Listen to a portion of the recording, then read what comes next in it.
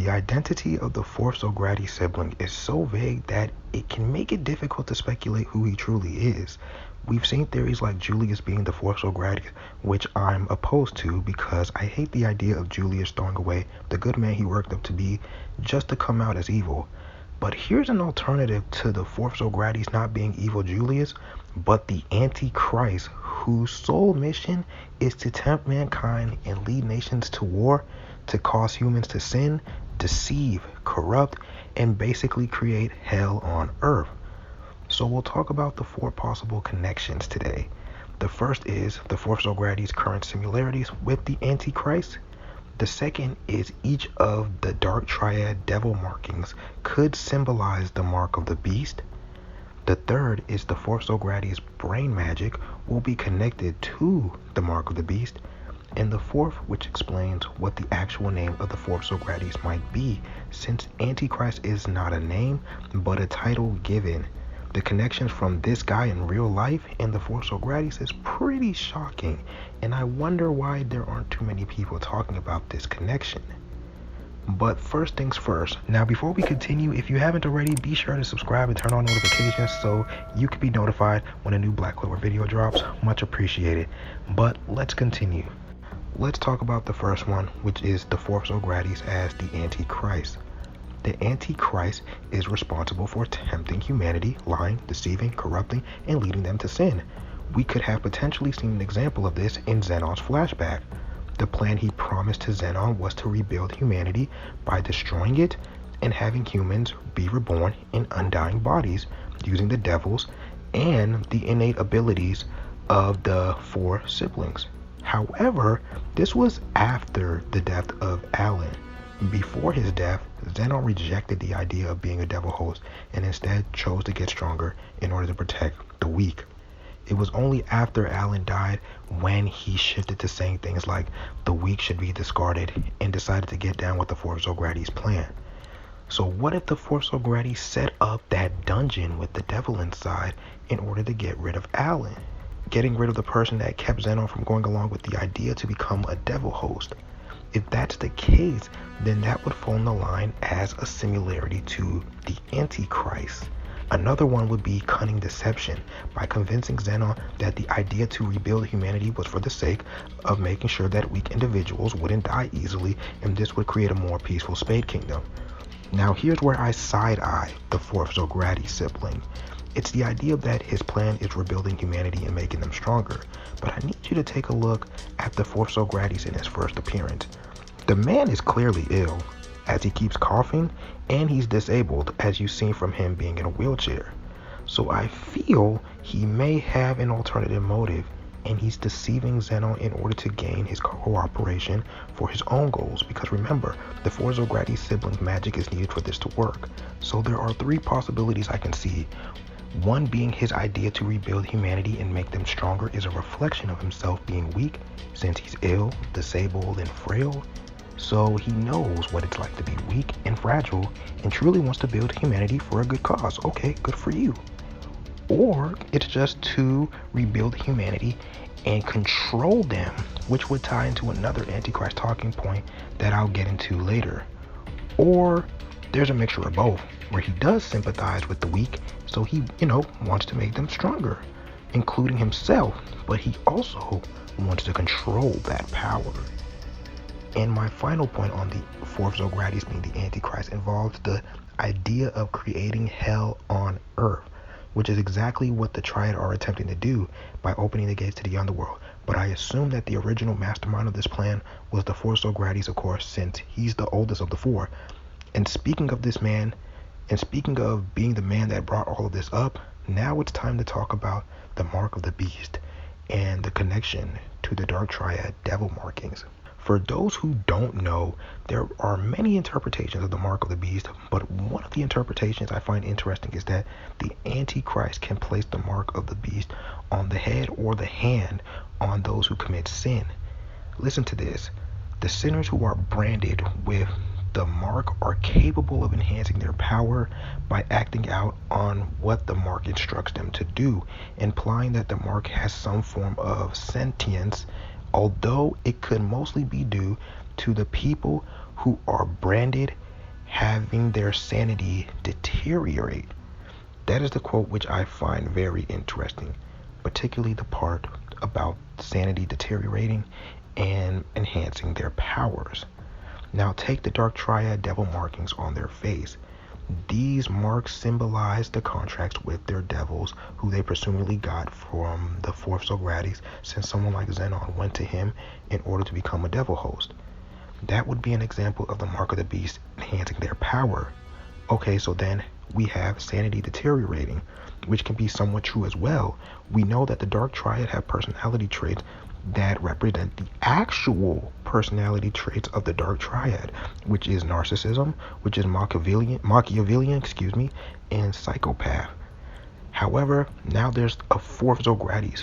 You can now throw in sadism as well, which actually fits Vonica more, since she enjoys the suffering of others for her own satisfaction.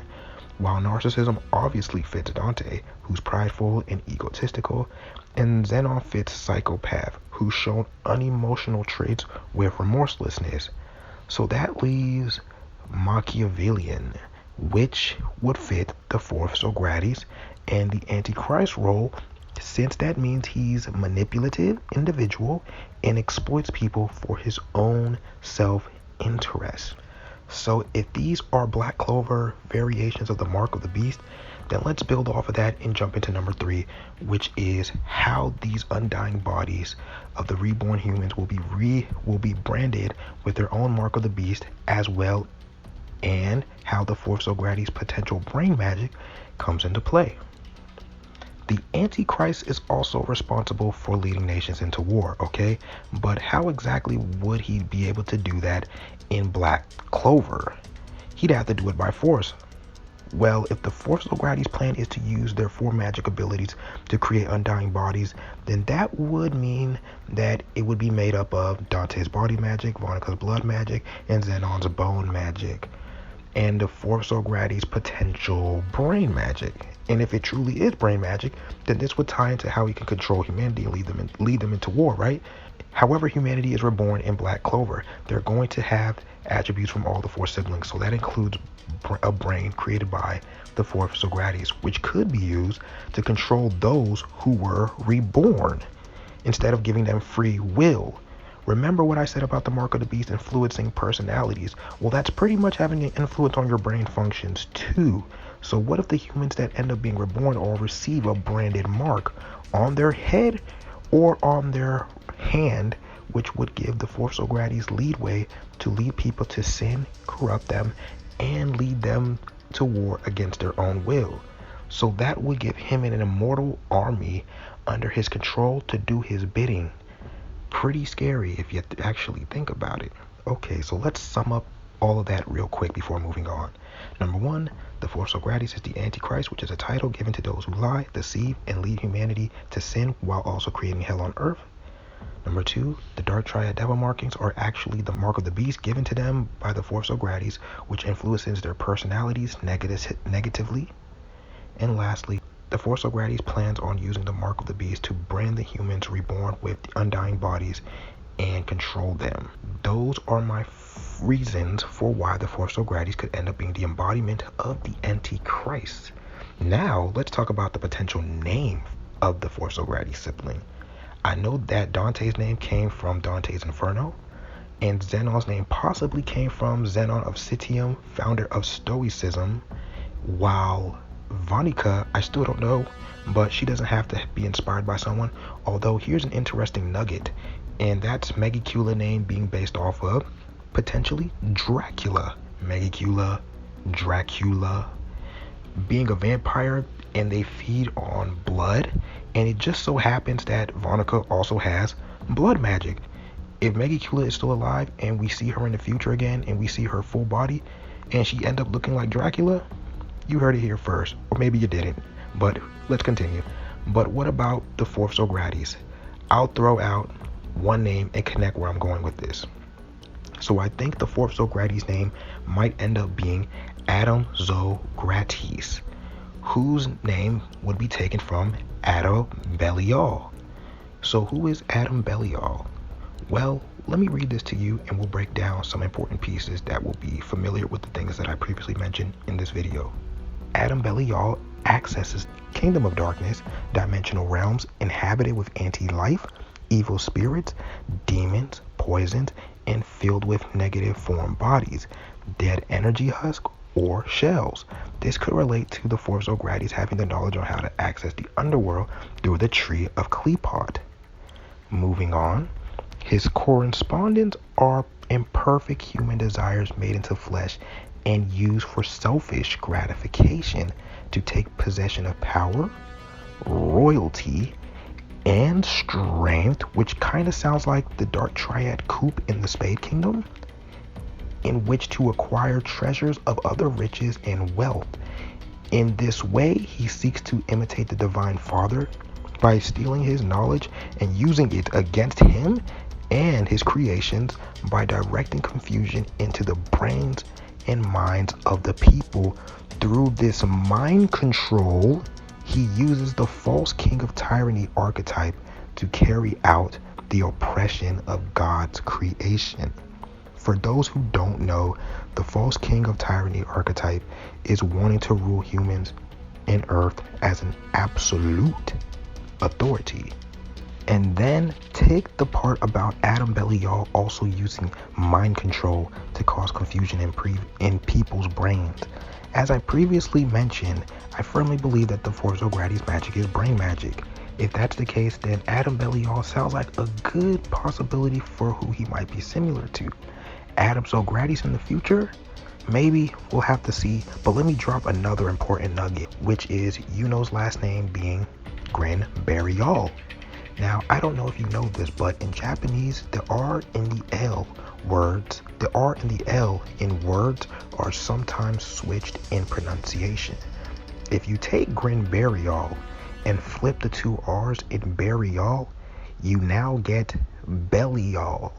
So from Belial to Belial. Belial, you say? That's exactly the name of Adam Belial. So what am I getting at here?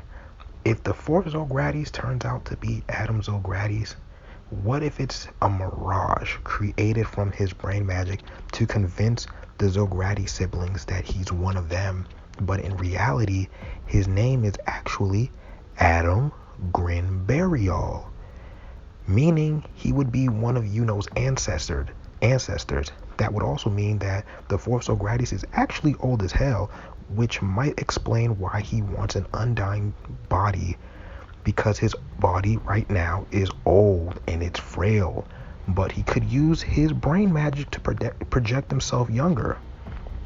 Or as an alternative, maybe he's a time traveler. So who knows? What do you think about that? That would be an insane plot twist. However, there is a discrepancy that I cannot ignore, and that's the previous Belials are known for having sun and moon magic for their king and queens, while their child has star magic. Brain magic fits more with the Zogratis siblings, who have flesh, blood, and bone magic. So he may not be a Belial. So whether he is or isn't, we'll see when the time comes. But I'm sticking with his first name being Adam. So what do you think about all of this? Do you like the idea of the fourth Zogratis being the Antichrist and based on Adam Belial? Let me know in the comments what you think. Peace out.